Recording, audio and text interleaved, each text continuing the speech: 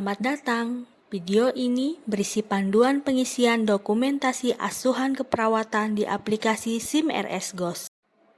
Terlebih dahulu kita masuk ke menu My Pasien.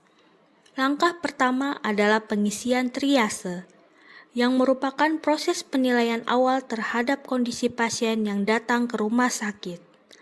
Pengisian triase hanya dilakukan oleh tenaga kesehatan di instalasi gawat darurat. Tujuannya adalah untuk menentukan tingkat kegawat daruratan pasien, sehingga tenaga kesehatan dapat memberikan penanganan sesuai dengan prioritas kondisi pasien. Melalui proses ini, pasien dengan kondisi yang lebih darurat akan mendapatkan pelayanan terlebih dahulu. Langkah kedua adalah pengisian anamnesis. Pada tahap ini dimulai dari keluhan utama pasien. Selanjutnya diisi sumber anamnesis, autoanamnesis dari pasien langsung atau melalui elo-anamnesis dari keluarga pasien. Dilanjutkan dengan pengisian riwayat penyakit sekarang yang sedang dialami pasien. Selanjutnya meliputi riwayat penyakit dahulu, alergi, pemberian obat, lainnya, faktor risiko, penyakit keluarga, dan tambahan seperti tuberkulosis, ginekologi, perawatan dan tindakan sebelumnya, serta obstetri. Selain itu tersedia juga bagian discharge planning, status fungsional pasien, serta status psikososial pasien. Tenaga kesehatan juga dapat memberikan edukasi kepada pasien dan keluarga terkait kondisi kesehatan pasien. Untuk pasien tertentu, terutama anak, dapat dilakukan screening tambahan seperti screening orang tua, riwayat kesehatan ibu,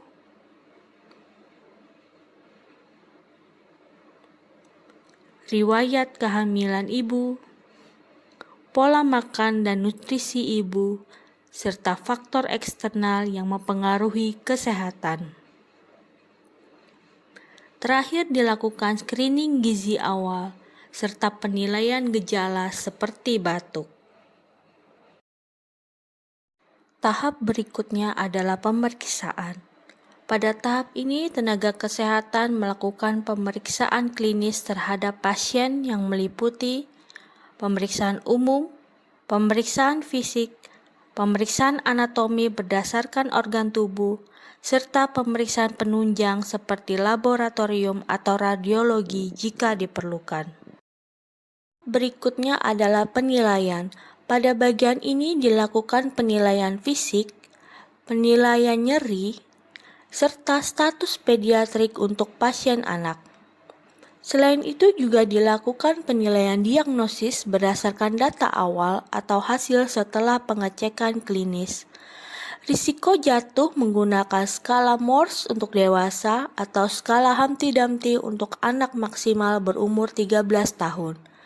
Penilaian lainnya meliputi risiko dekubitus, penilaian aktivitas harian menggunakan Bartle Index, serta pemantauan balance cairan. Pada kondisi tertentu juga tersedia penilaian khusus seperti penilaian kanker dan penilaian jantung. Selanjutnya adalah diagnosis menggunakan kode ICD.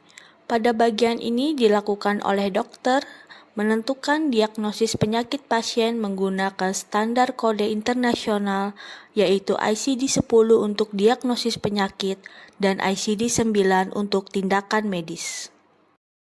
Tahap berikutnya adalah menu keperawatan.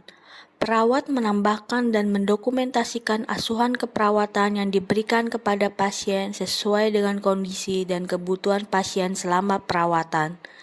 Dilakukan oleh perawat instalasi gawat darurat dan rawat inap yang berdasarkan pada standar diagnosis keperawatan Indonesia, SDKI, SLKI, dan SIKI PPNI.